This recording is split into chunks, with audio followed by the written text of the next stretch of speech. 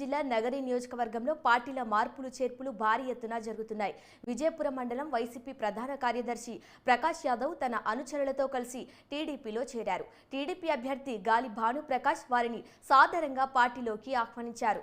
Party కండువా కప్పి ఎన్నికల్లో టీడీపీ గెలుపుకు కృషి చేయాలని కోరారు.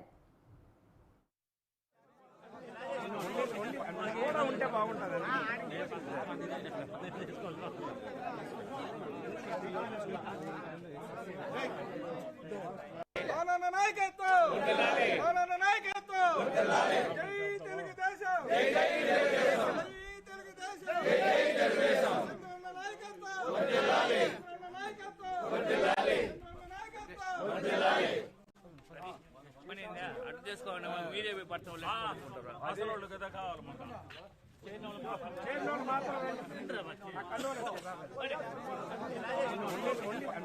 ఉంటే బాగుంటుంది